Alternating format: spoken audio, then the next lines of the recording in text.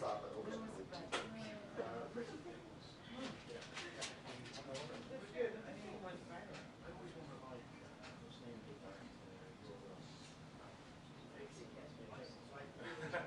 That's a good question.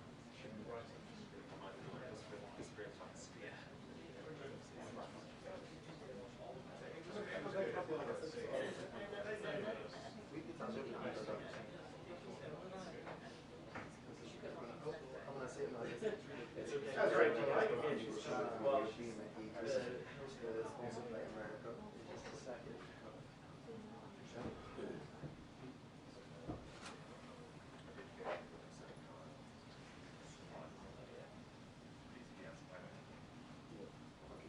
حياتي بدنا نعمل شيء لقديش كل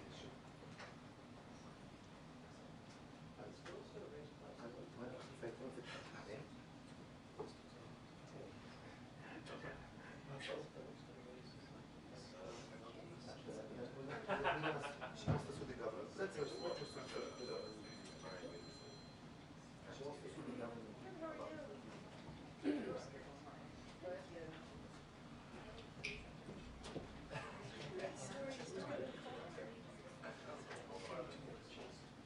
Sorry. Exactly. Yeah. How are you? We check.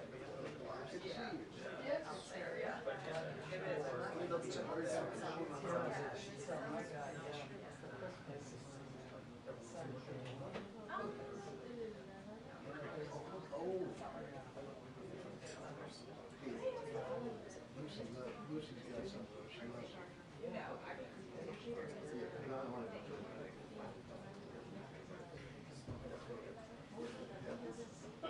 I would have never, in the old days, I would have never. I thought they didn't care. Oh.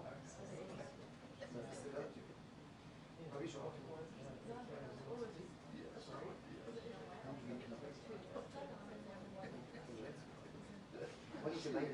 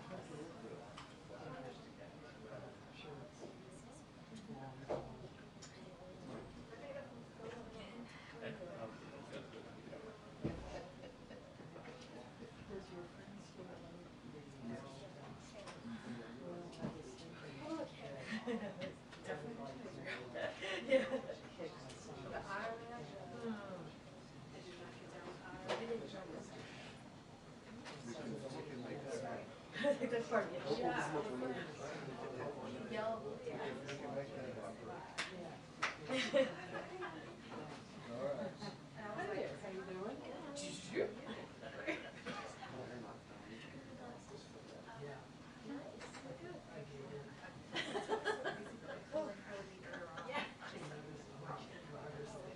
Being able to like, oh, but it's been a while. Whoops. But there was a day when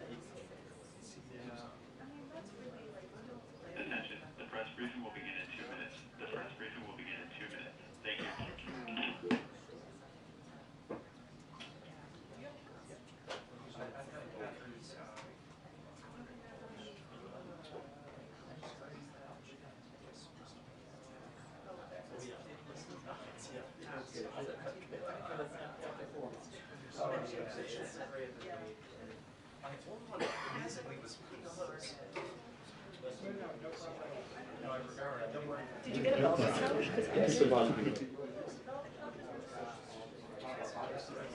I was told that too. Scratch.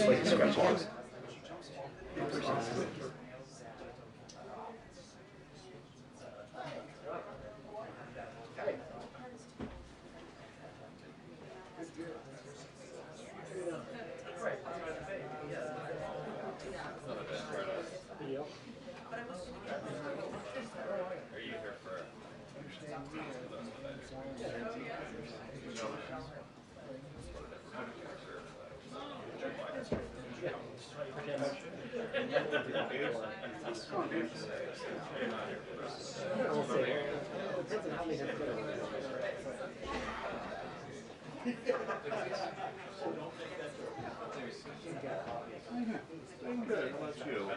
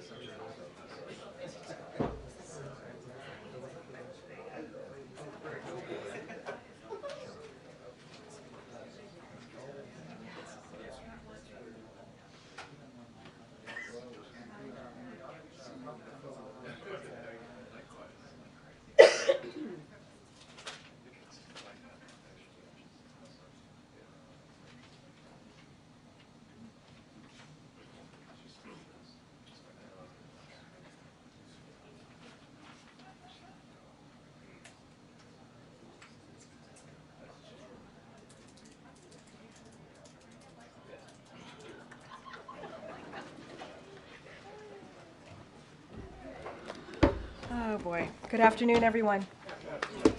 All right, a couple of things at the top before we go into questions. This month is Black History Month, where we celebrate and recognize Black Americans and their contributions to the core of who we are as a nation.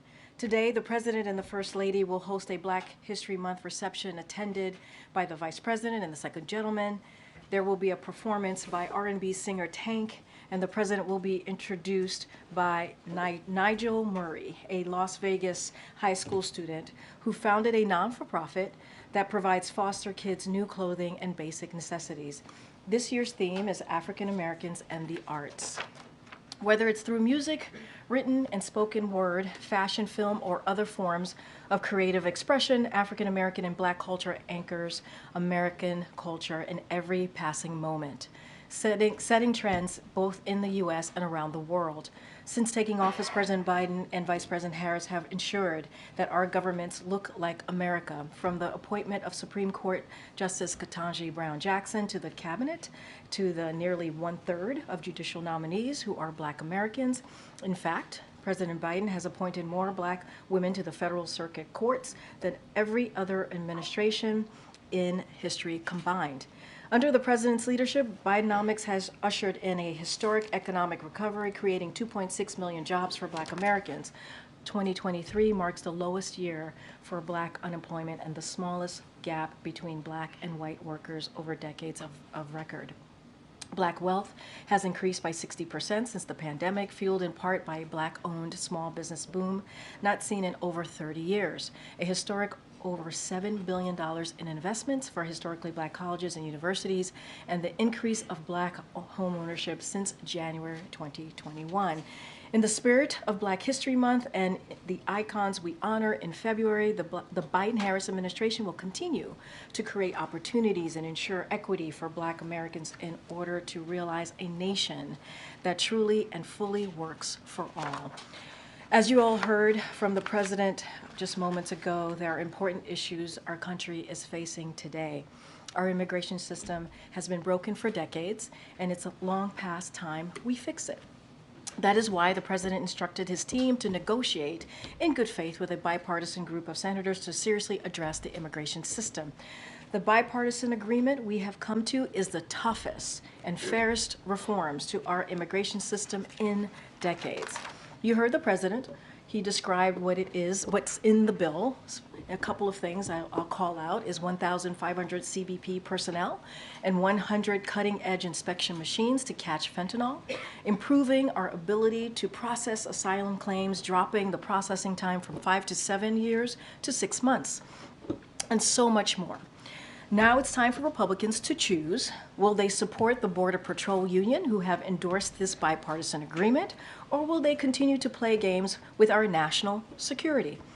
Will they show some spine and do what they know is right, or will they put partisan politics ahead of our national security?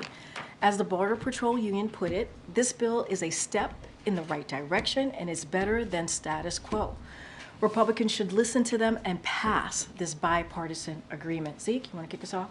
Thanks, Karine. The president's comments earlier regarding the Hamas response on the ceasefires and hostage deal talks. The president described it as over the top. Does he believe that there's a workable path forward with Hamas still demanding a permanent ceasefire as a condition for releasing the remaining hostages? So here's what I'll say, and Secretary Blinken spoke to this, and as the president said today as well, Hamas has responded to the framework of a hostage deal. This is as we speak towards a hostage deal. The United States is going to review that response. There's still a lot of work to be done here before we have a deal. So we are not going to get in the way of that. It's very, well, look, they have a deal. They have responded to a framework hostage deal. We think that's actually incredibly important. We're going to review that response. Look, there's a lot of work to be done here. We're going to be really, really careful. These are sensitive negotiations. As you know, this is a negotiation process that has been also led by Qatar and also Egypt, those leaderships there.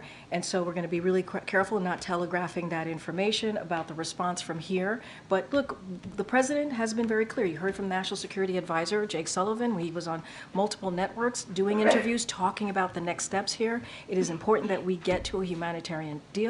The president has been, and his team has been working around the clock to get this done. We want to make sure we get those hostages home, including the American hostages. We understand there are about 6 of them that are part of that, that are part of the folks who are still part of the hostages, I should be more clear, that are being held. We want to get them home. We want to make sure we get that all-important humanitarian aid to the Palestinian people. That's what we're working on, and I'm not going to stand here and telegraph anything there. But look, they have responded, Hamas has responded to a framework of a hostage deal, and that's critically important in doing what we need to do in getting these hostages home and getting humanitarian aid in. On a different subject, 2 more ships came under fire today in the Red Sea.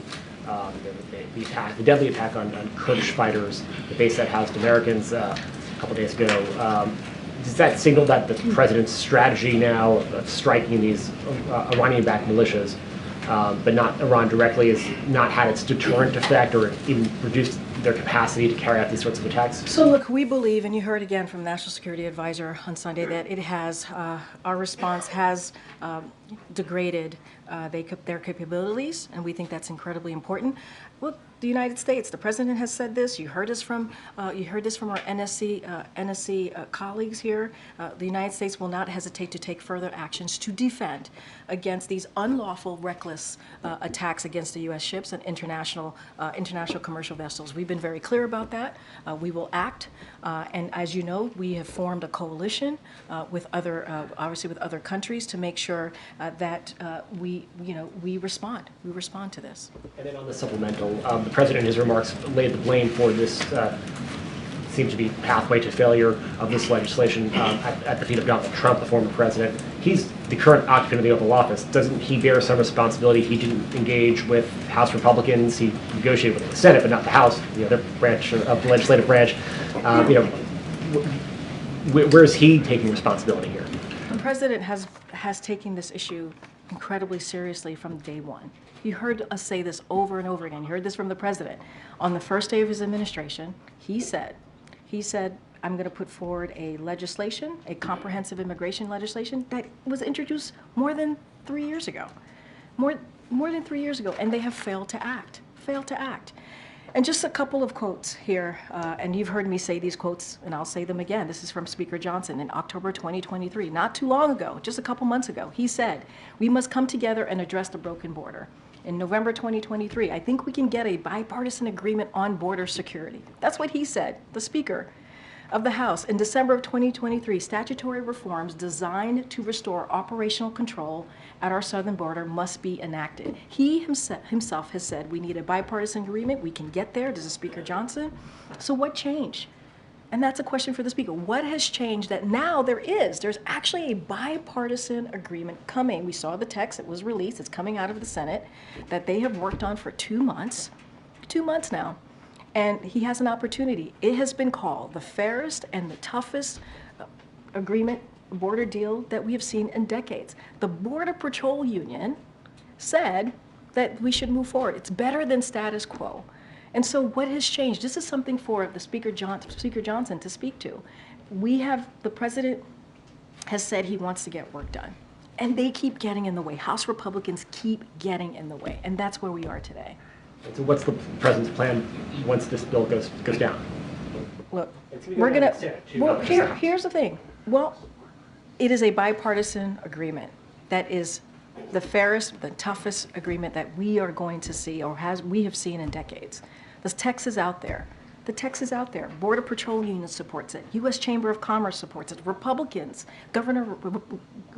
governor and Democratic governors have put a letter together, an op-ed supporting this bill. It could not be stronger or more fairer. And this has taken 2 months, 2 months. And I just don't understand, again, why Republicans are getting in the way of this. They should not. They should not.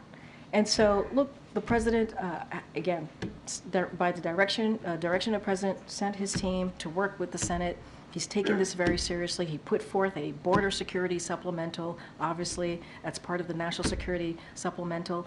We have a deal. There is a deal there, a deal that is supported by Border Patrol Union. That says a lot. So why can't they move forward on it? Go ahead, Risha. Thanks, Karine. So to follow up on that, this deal looks like it's going to fail. So without getting into specifics, is there a plan B?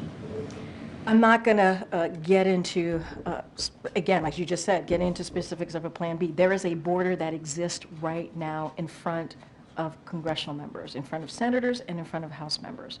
Right there, a bipartisan agreement that has been endorsed by the Border Patrol Union, the U.S. Chamber of Commerce.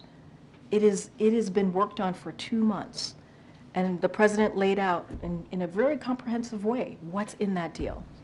You know, Speaker Johnson has said just the last 3 months before we headed into 2024 how important it was to get a bipartisan deal. We've heard from Senator Tillis. You don't normally make this country less safer for political points. This is coming from one of their colleagues, Senator Cornyn. It makes no sense to me for us to do nothing when we might be able to make things better and stem the flow of humanity across the border for the next year. This is what Republicans have been saying. So, you know, it is up to them to answer this question. President Biden pointed out that Trump spent the last 24 hours reaching out to Republicans, pressuring them not to support the agreement. So what has the President done to personally engage with lawmakers, or what does he plan to do? So as you know, early January, we had key lawmakers here at the White House from both sides of the aisle. It was obviously a meeting on Ukraine and the importance of moving Ukraine funding to make sure that the brave people of Ukraine were able to continue to fight against Putin's aggression. And he had that conversation. Some of that, obviously, some of the folks there were from the National Security Council team and other parts of his international security team as well. So look, or the national community. So during that time, it came up. Border security came up. The President laid out how important it is to get something done, how this immigration system has been broken for decades. And so he brought it up then. We've had White House officials, including the President, have been in contact with members of Congress. We don't read out, obviously, every conversation that the president has. He has long-time relationship, decades of relationship with some of those members on the Hill. So we've been engaged. We have been engaged. When the president directs his team to go up to Congress and to really work through this negotiation process with both Republican and Democrats, that is the president acting, the president taking this very seriously. And then finally, the president said on Thursday that he would stand here and answer all the questions that we want about this issue. So can you confirm that there is a press conference on Thursday? What I will say is stay tuned, and I'll say stay tuned. I'll leave it there for now. What happens now to the Israel and Ukraine aid? Well, right now, we believe that there is, again, a bipartisan agreement that includes aid for Israel, that includes much-needed aid for Ukraine, that includes humanitarian aid, obviously this border security deal, Indo-Pacific, also a component in that national security supplemental. We think that it needs to move forward. We're still going to stand pretty steadfast and say this needs to move. This needs to move. There is a bipartisan deal on right there in front of them, and they need to move it forward. So do you separate it out, or just hope? I'm not going to get into hypotheticals. What we're saying right now is there's a bipartisan agreement.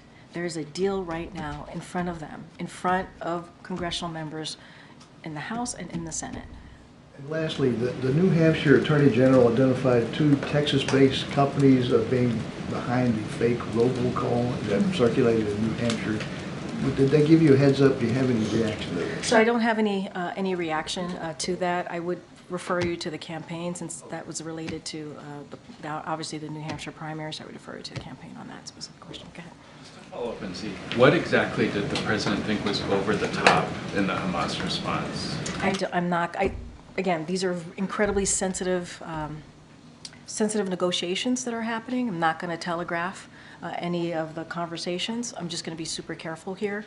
This is incredibly important that we get this done. Obviously, I'm just not going to go into it any further. Because the Secretary of State called the deal, or the proposal from Hamas, serious, so it seems like there's a little bit of a disconnect. I'm just not going to go into it any further. I laid out that obviously Hamas has responded to the deal. It's important that we get this done. It's important we get hostages home to their family, and it's important that we get this critical humanitarian aid into Gaza. All right. And on October 4th, President Biden said he thought that there was another means by which we may be able to find funding for Ukraine that would bypass Congress.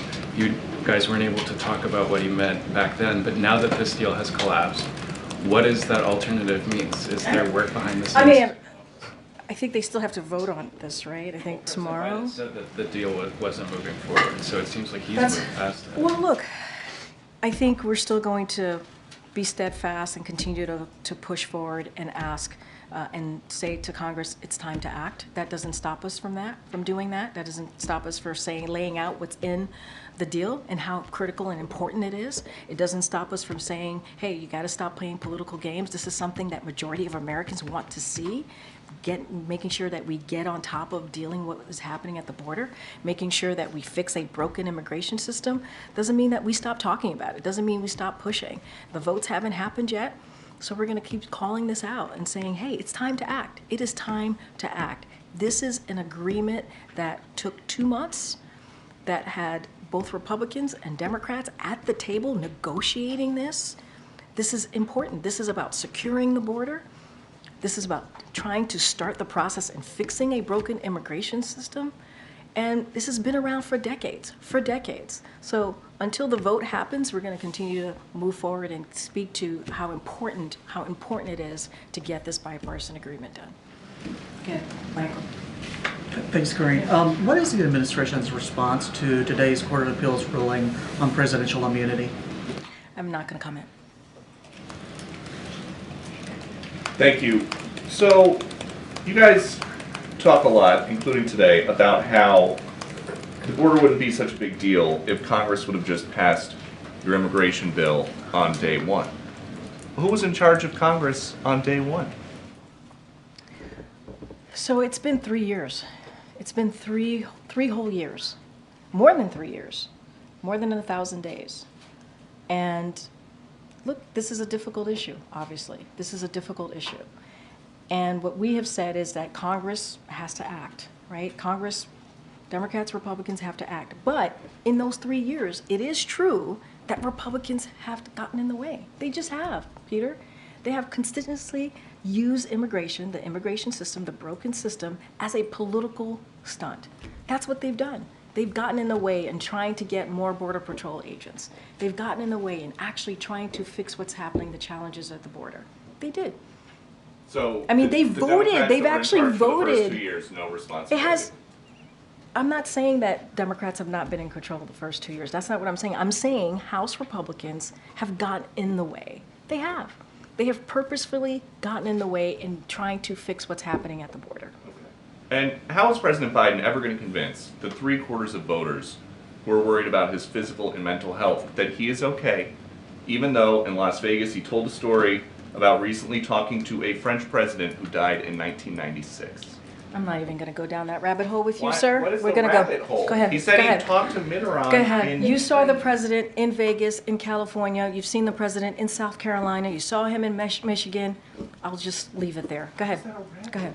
Thanks, Karine. On the border deal, McConnell just said we have no chance to make a lot here. So the president earlier was just outlining how urgent the stakes are, especially with Ukraine, saying they're in dire straits. So assuming the president must be very eager to get something to Ukraine if this fails, as all indications show, what might that pathway look like? Say that. What Essentially, pathway? it looks like this is going nowhere. The president was laying out the stakes here for Ukraine. So assuming this doesn't go anywhere, as all indications show, what's the president's plan for Ukraine?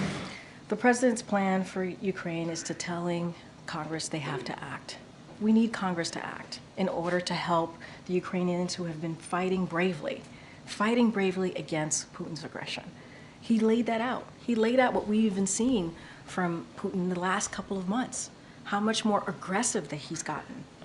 And so these are critical needed military aid that Ukraine needs to help them continuing their fight on the ground.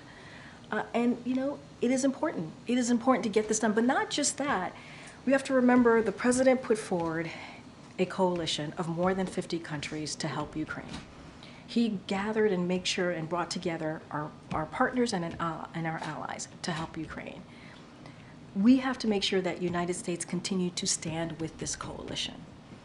And so we're going to continue to tell Congress they have to act. I'm not going to get into hypotheticals. I'm not going to get into Plan B. What I'm going to talk about is there's an agreement in front of Congress right now, a bipartisan agreement that is the most fair, which is incredibly fair, which is also very tough, something that we haven't seen, a bipartisan agreement we haven't seen in decades, and we got to get this done.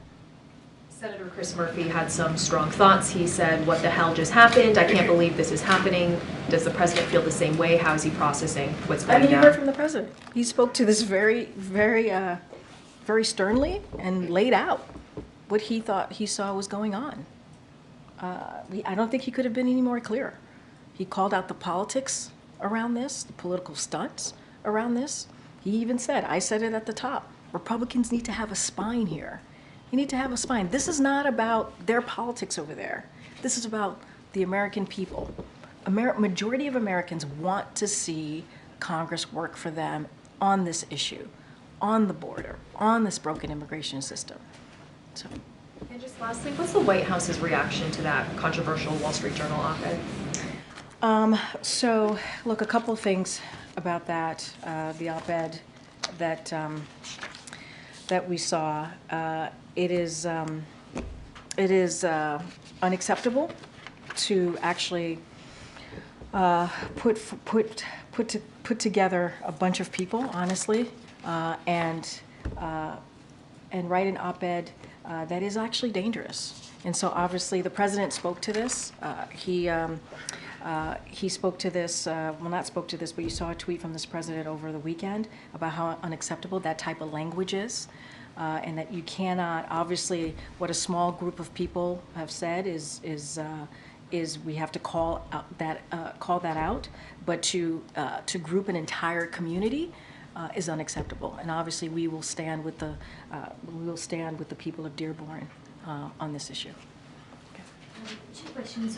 One is that a number of Republicans have insisted that there are unilateral actions that this administration could take on immigration. Do you all see additional unilateral actions you could take around border security? What are they? So look, this is an opportunity to do this in a comprehensive way, to not do this piecemeal. That is what the border agreement shows, right? It is a negotiations with Republican and Democrats in a way that we need to move forward with policy, right, in a bipartisan way. And there's no reason to do this piecemeal. There isn't. What if it potentially fails, as the president articulated today? Look, we're going to continue to push Congress to move forward. That's what we're going to do.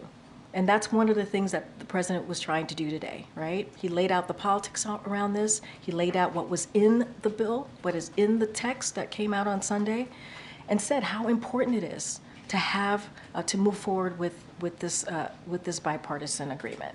And so we're going to continue to do that. They have to still move with their process. They, meaning the Senate. They have to vote. They have to move with this process.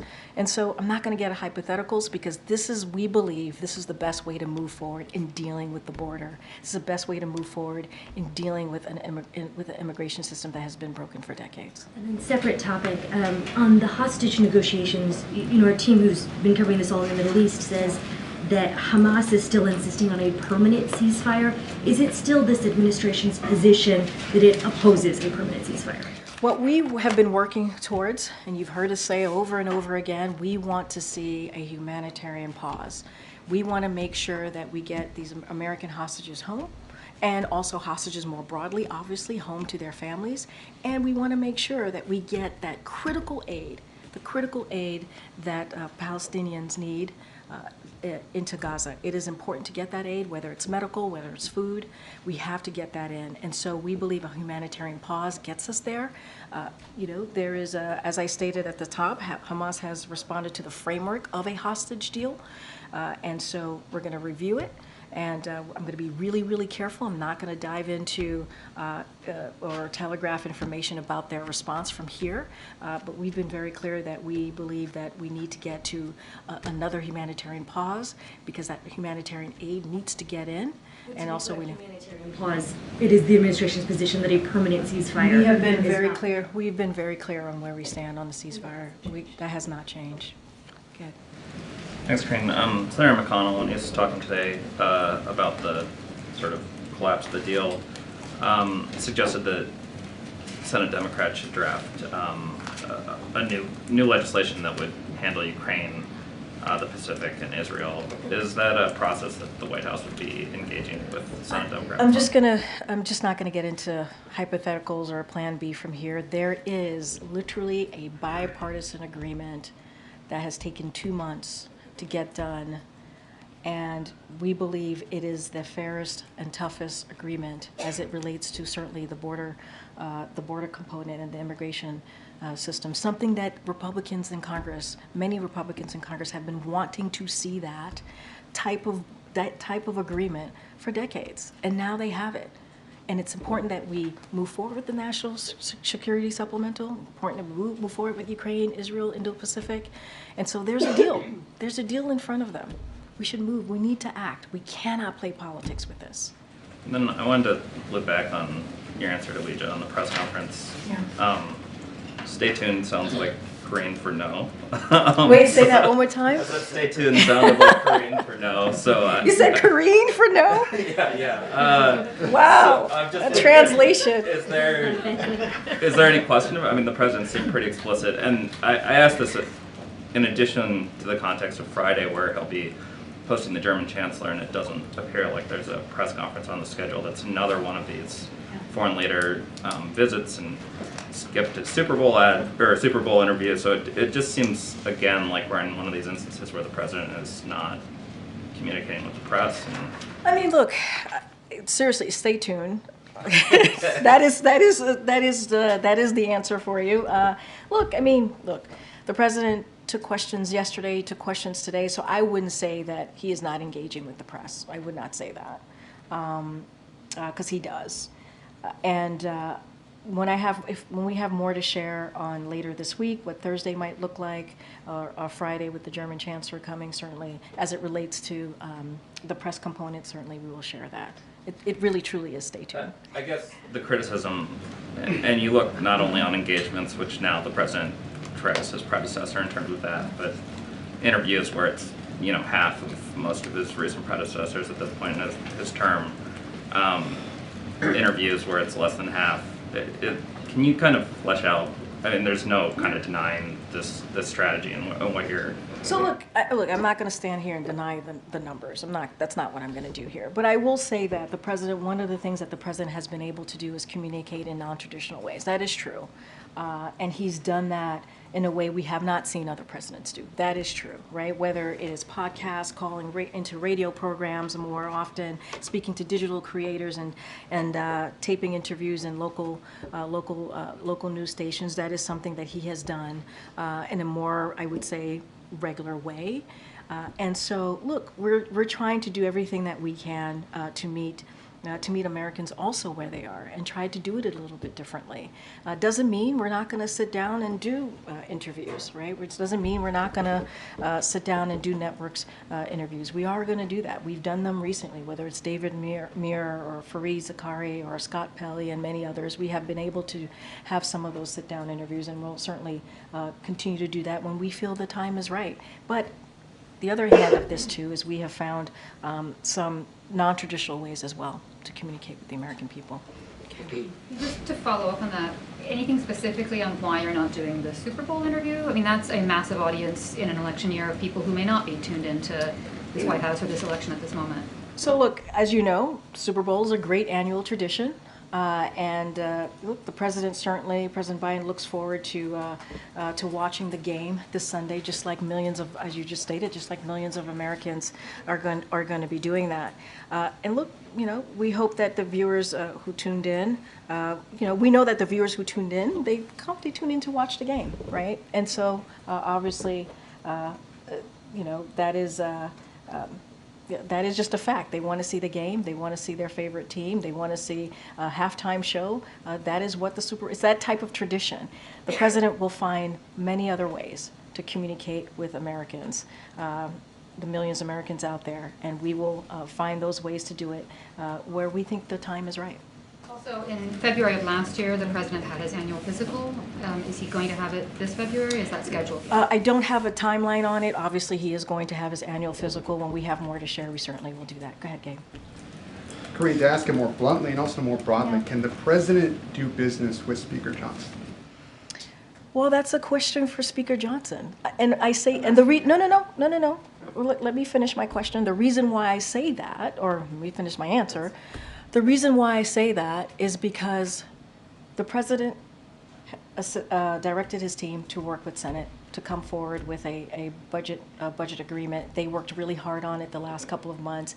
It answers a lot of the questions that Speaker Johnson and many House Republicans have wanted to see, right? It actually addresses a lot of the issues that they have with border security, that they have with the immigration system. It actually brings forth a real bipartisan way in dealing with that. When you have the Border Patrol Union supporting this, I don't know what the problem is. I really don't know. Why cannot, well, I do know what the problem is. Let me answer my own question. It's politics. Politics. And they're putting politics ahead of getting things done for the American people. It really is a question for Speaker Johnson. And I know the speaker was here a couple of weeks ago, but why not invite him here over the next couple of days to hash this out? Does the president believe that wouldn't be fruitful? I mean, hatch out what?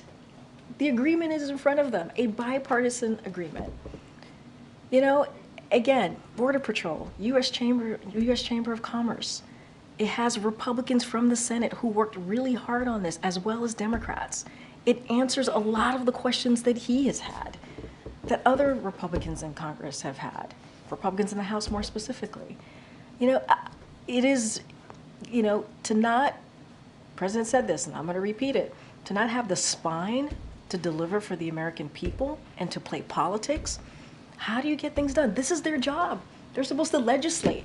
They're supposed to legislate. And finally, a question on another topic. For an administration that is focused so much on gun violence, what's the White House's response to the Jennifer Crumbley verdict today? And does the White House believe that parents should be held accountable in these instances, in school shootings? So obviously, we saw the breaking news just not too long ago, and that said, other related cases are ongoing.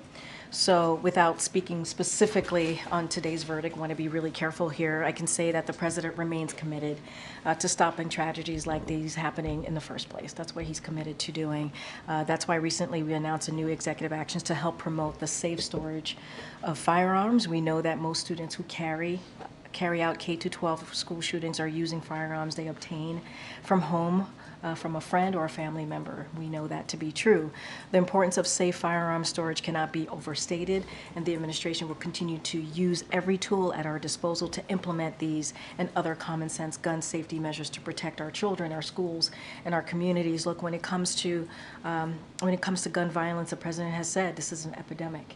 It is the #1 killer of our kids. It truly is. And so the president has taken action these last couple of years. We've done more than 24 executive actions. Obviously, you know that he signed a bipartisan bipartisan legislation to deal with gun violence, a legislation that we hadn't seen or hasn't passed in 30 years. So he takes this very seriously. We do not want to continue to see gun violence happening. And our kids being the #1 killer, it shouldn't be. It just shouldn't be. Okay, Michael.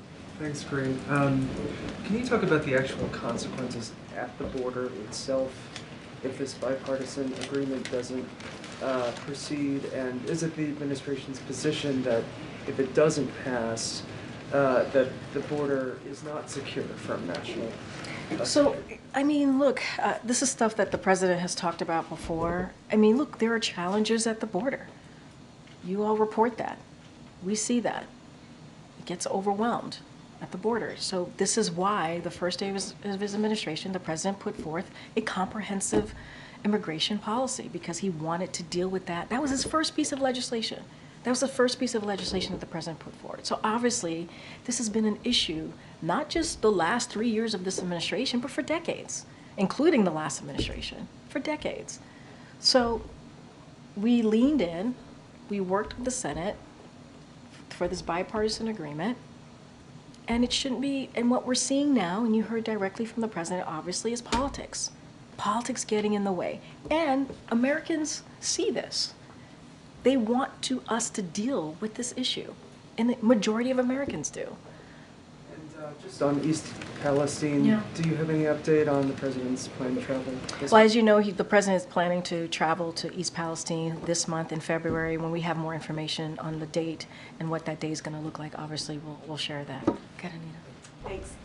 Quick scheduling question before I get my 2 questions. Has the Speaker invited the President to give the State of the Union on March 7th, and has he accepted? Yeah, we already did. That happened a couple weeks ago. All right, it's all ready to go.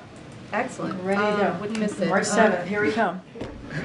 What is the administration's message to Black voters who are already disillusioned over slow progress on racial justice and who are now upset over the situation in Gaza?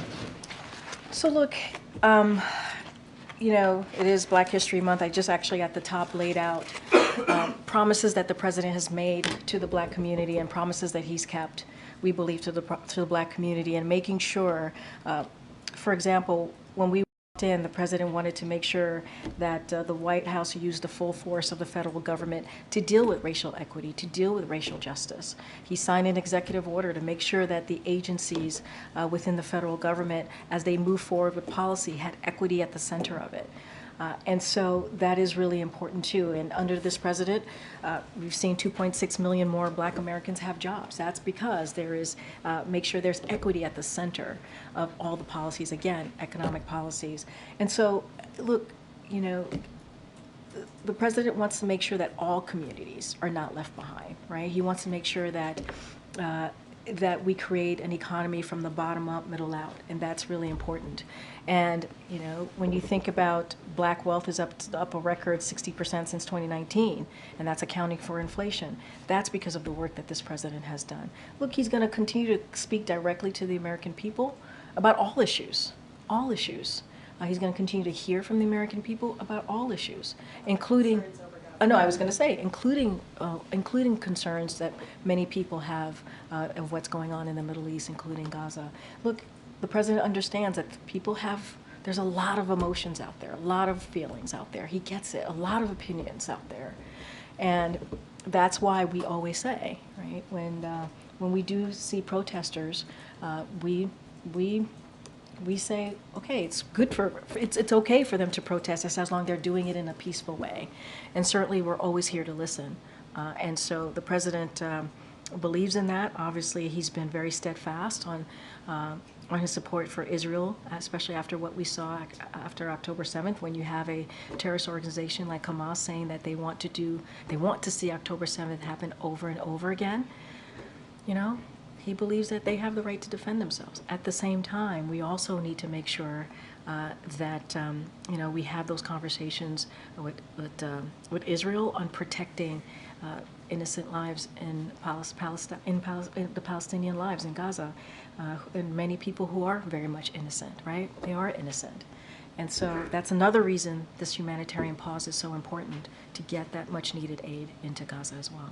Quickly on El Salvador, what is the White House's reaction to the re-election of Nayib Bukele, who used a little bit of, creative interpretation of the Constitution to get a second term, and describes himself as the world's coolest dictator? I'm so sorry. Was that your opinion?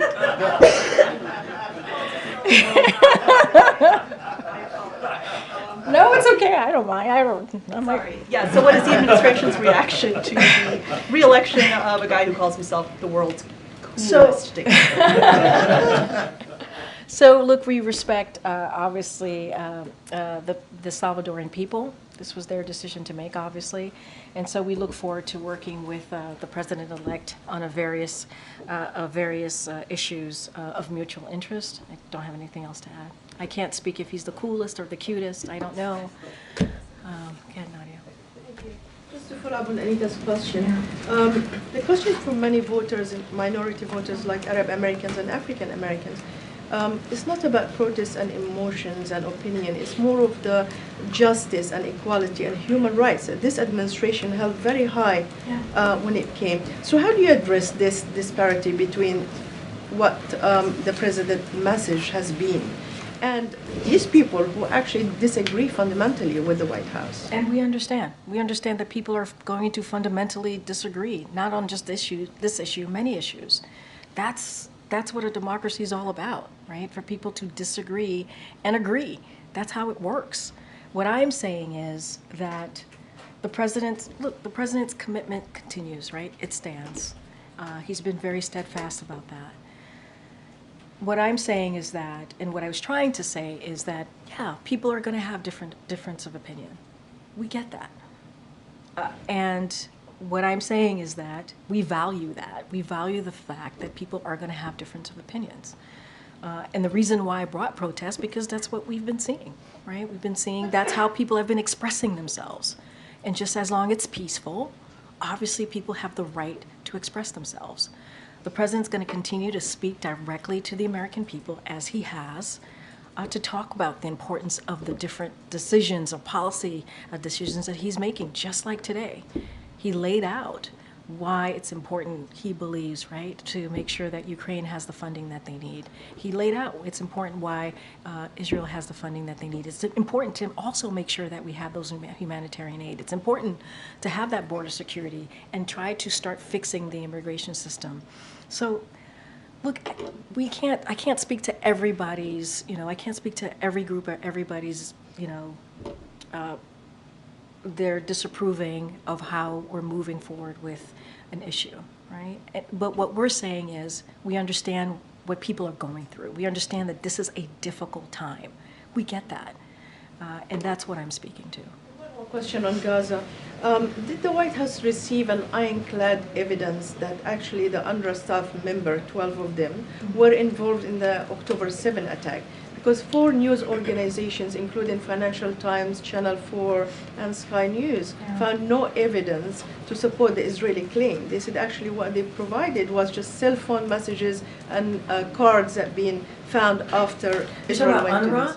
Yes. Well, so where are you in the process of reviewing that? And second, considering the disaster humanitarian situation in Gaza, what's the alternative if you wait if you're waiting for the results to come out or the review to come out? The alternative of That's the White House suspended. So, look, a couple of things there. As you know, there's an investigation happening, so we're going to let that investigation move forward. And look, you know, funding for Palestinian civilians is a team effort. And so, for example, while we continue to provide funding to organizations like WFP, other countries may continue to fund UNRWA, which is their own sovereign decision. That is their right. As we've said before, it is important for UNRWA to complete its internal review, as I just stated, before the U.S. will provide any additional funding. We got to get to the bottom of this. To your point, we got to get to the bottom of this. But there's no denying that UNRWA does critical life-saving work here, and we get that and we understand that. So we're going to, as I said, it is getting that critical need to Palestinian civilians is a team effort, and there are other, obviously other avenues that we have used, but they have to have this investigation. We got to get to the bottom of this. Okay. Thanks, Karine. A clarity question on the border and then another topic Sure. if I can. Mitch McConnell did just say, we have no real chance here to make a law. Does the White House still think that there is a chance that this border bill gets passed? You know, it is deeply disappointing if that is indeed the case. Obviously, Mitch McConnell is part of leadership there, and so obviously what he says has weight, but it is disappointing to hear, right? As the president stated, there's no reason why politics should get in the middle of this. Really, there really isn't. We are dealing with an issue that majority of Americans care about. Starting the process to fix the immigration system, dealing with the challenges at the border. It's there. It's right in front of them. The text came out on Sunday. We don't understand why they won't move forward. I keep saying that, and I actually do understand, which is, you know, they're letting politics get in the way. They need to show some spine here. They need to show some spine and deliver for the American people what majority of American people want. And it should not be about politics here. You know, it's taken more than 2 months where folks were working, people in the Senate were working around the clock to get this done through the holidays, to get this negotiation done, you know, and they did it in a bipartisan way.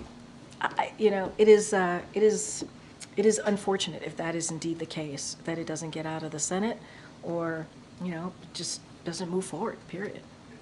And then on another topic, expanding access to affordable internet has been a priority for this administration, but the Affordable Connectivity Program is going to expire soon unless Congress takes action. We've been talking a lot about how difficult it's been for Congress to move forward on things. Is there any sense that the administration thinks that that program will be extended? And if it isn't, does the administration have other ways to keep that program going without congressional action? So, Karen, it's a great question. I would have to talk to our Office of Ledger Affairs to get a better sense of where they are with this and what their read is. Obviously, this is why the bipartisan infrastructure legislation was so important. We had the broadband component to it, and getting technology, getting that access to all Americans across the country, whether it's rural America, urban America, suburban America, whoever you are, it is important to make sure that they have that access. It's important. It is so important. That's why the president wanted to make sure that it was included in the bipartisan infrastructure legislation. But look, and as I'm reading out, bipartisan, that was done in a bipartisan way, right? The infrastructure legislation. So it's not like we can't get this done. You know, we have had some pretty historic pieces of legislation that was been done in a bipartisan way. And so, look, I have to talk to Office of Ledger Affairs. We'll have more to share for you. Okay, right in the middle.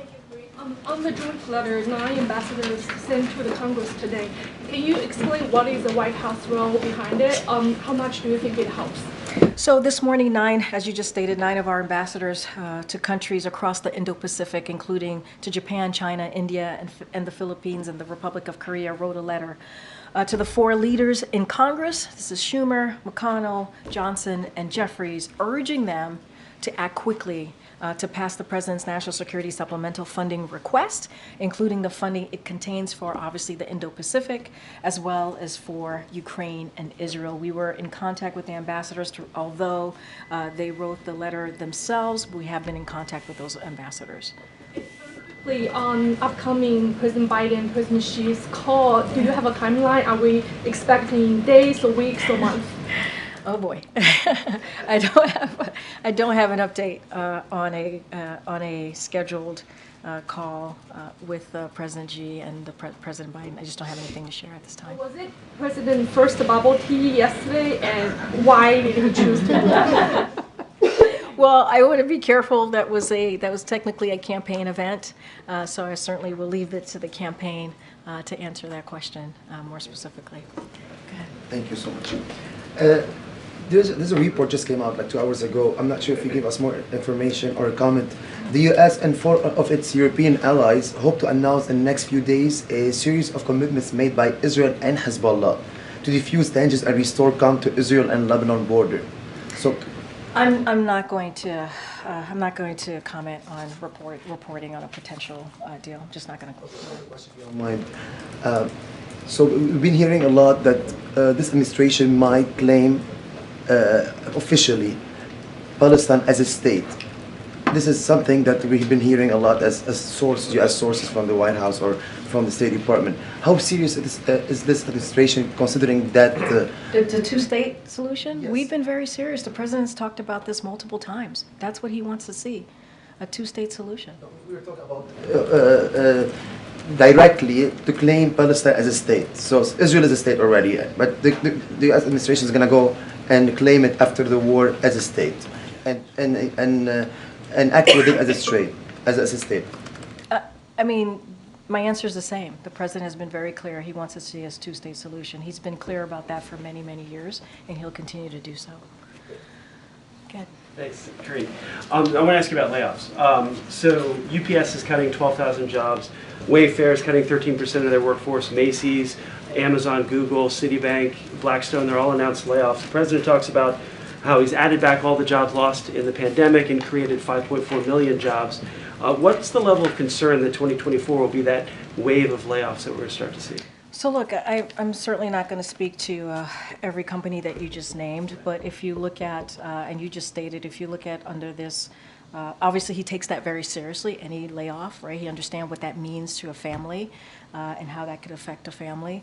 But the president has also done a lot of work to get this economy going again, right? He's done a lot of work to make sure that this economy is being built from the bottom up, middle out. He's put, if some of this piece of legislation that I've talked about talks about making sure that workers are being paid fairly, right? That wages are competitive, right? That they are good paying union jobs, and we see that. So it's not just those 14 million jobs. Many of those jobs are good paying jobs, right? That meet the moment that the Americans need. And let's not forget, when the president walked into this administration, the economy was in tailspin. He had to turn that around. So obviously, we're always concerned hearing about layoffs, but at the same time, we are trying to build an economy that works for all and leaves no one behind. And you see that whether it's in the CHIPS and Science Act, whether it's the bipartisan infrastructure legislation, make sure that those jobs are good-paying jobs, good union jobs, and many of them you don't need a college education, so that's really important as well. The New York Federal Reserve just released a report today saying that Americans have $1.13 trillion in credit card debt, which is now another record. Is there an affordability crisis? So, look, what we have been seeing, as you know from the data has been very clear here, that wages are going up, consumers are spending a lot more, and it's important. Wages are meeting inflation, that's important, and obviously inflation has gone down. And I think that's important as well. You got to look at the holistic components of the data, and I think that tells you a story of where we are as an economy. Okay, Phil. Yesterday, the White House Office of Management and Budget said that the president would veto a standalone Israel aid package coming out of the House. Is that still the case? Yeah, that's still the case. I mean, this particular you're talking about what the House put forth. Look, and you heard, I tweeted about this as the SAP came out as you just stated. Look, the president put forward, and I said this before, a national security supplemental, And the reason why the president puts forth a national security supplemental is because, like every other president, it is an emergency request. It is an important request on behalf of Americans and our national security. And that included the support of Israel, Ukraine, and our partners in the Indo-Pacific, as I was just talking about, as well as a robust humanitarian assistance as well. They are all important so that we can continue to move forward in these elements in a way that is important to our national security. And instead of working in good faith to address the most pressing national security challenges, the Israel-only supplemental is another cynical. It truly is a cynical political maneuver. That's how we see it. There's a way to deal with this in a comprehensive way, right? That's what this national security supplemental, not to do it in a piecemeal. That's not how we want to do this. We want to do this in a comprehensive way. And it does not help this bill, this bill that has been introduced. It doesn't help the people of Ukraine that really need it. It doesn't offer humanitarian assistance to people who need it. It's not including Palestinian civilians who have nothing to do with Hamas, and makes a political game of Israel's security. That's what we're seeing. So we don't want to see politics here. We want to do this in a way that meets our needs at this moment, our national security needs. And then a second question. The president said last month that there was a crisis at the border. I know the White House is calling on members of Congress to, I think in your words, to put policy above politics. In the absence of that, though, is the president evaluating any executive actions that he could take on his own to address that crisis? Is he looking at perhaps a menu of things like, maybe a state of emergency or new policies that he can act on his own? We have a bipartisan agreement that the Senate put forth. Republicans and Democrats came together. There's actually a piece of legislation. Text came out on Sunday. Folks have been working on that for 2 months, and it is the toughest and the fairest piece of legislation that we've seen in decades. There is something out there, right there in Congress, for them to answer those questions that you just asked me. It is unfortunate that politics is getting in the way. The Border Patrol Union, Phil, supported this legislation. U.S. Chamber of Commerce supports this legislation. All of that, absolutely. Yeah. And that has all been well reported. But in terms of, generally the consensus is that this thing is either imploded or it's dead on arrival. And we can wait until there's an actual vote. But is there anything that the president himself is evaluating that he could do, assuming what we all expect is going to happen happens, which is that this bill does not pass? We want to see this agreement move forward. That's what we want. I don't have anything else to speak to. Go ahead, George. It's been 2 weeks since the court gave the president a victory over Texas on border control. 2 days ago, Governor Abbott said he's going to expand Texas's control of another stretch of the border. Has Texas won this showdown? When can we expect to see any action by the president in response? So look, I mean, I've been pretty clear about what Governor Abbott continues to do, which is play politics, which doesn't make the lives of people who live in Texas any safer, and it certainly doesn't make the lives of migrants any safer either. It's inhumane, and it's dehumanizing, and it's unfortunate that's what the governor wants to do. Obviously, this is something that the Department of Justice is a legal issue that they're handling, so I'm not going to get ahead of that. But we have seen how the governor has treated the immigration issue. We've seen how he's treated the border issue. And instead of maybe he should talk to his congressional colleagues in the state and tell them, hey, do your job, act. Let's really figure this out in a legislative way that can become law. Then maybe that's what he should be doing. But I don't have anything else to say. Thank you. I've got a Russia-Ukraine question and then a border question.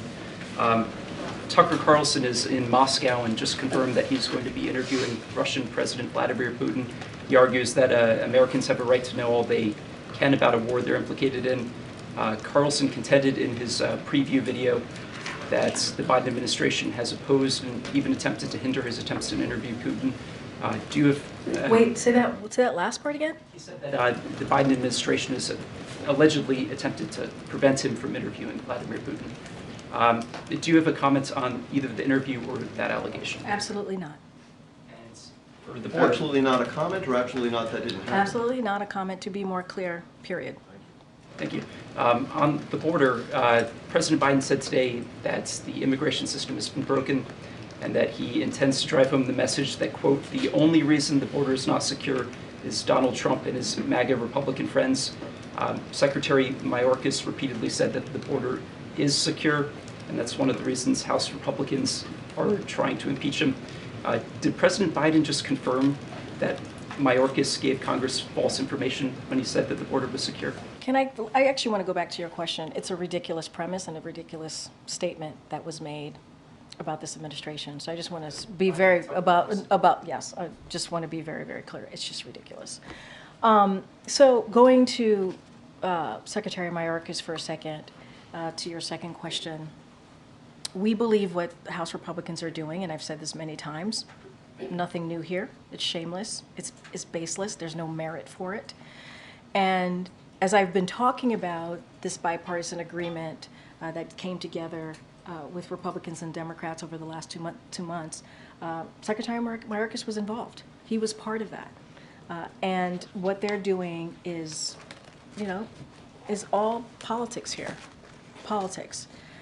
And as the president said, our immigration system is broken. And he's repeatedly asked Congress for resources to take more action and secure the border. The administration, as I just mentioned, including Secretary Mayorkas, negotiated in good faith with Congress. And we believe that that bipartisan legislation should be passed, should we move forward. But what House Republicans want to do is choosing to play politics instead of doing their jobs. That's what House Republicans are doing. And it's really shameful, as I just started saying, and they should focus. They should focus on what multiple, and here's the thing, multiple House Republicans have said this too, that there's no impeachable offenses committed here. That's what some of their colleagues have said. Just yesterday, Republican Congressman Ken Buck wrote an op-ed saying that weaponizing impeachment undermines both the Constitution and the seriousness that an impeachment ought to have. That is one of their colleagues said this. So we really shouldn't even be talking about this. We really shouldn't. It is a political play. It is a political ploy. And we'd encourage these House Republicans to drop these stunts that do nothing to address the serious issues and serious concerns that the American people have, including immigration systems, including the border.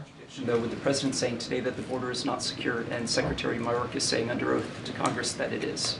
Here's what I will say. Secretary Mayorkas has done everything that he can do and to deal with what's going on at the border and to deal with the broken immigration, to the point where he was part of this negotiation process that we saw the Senate go through.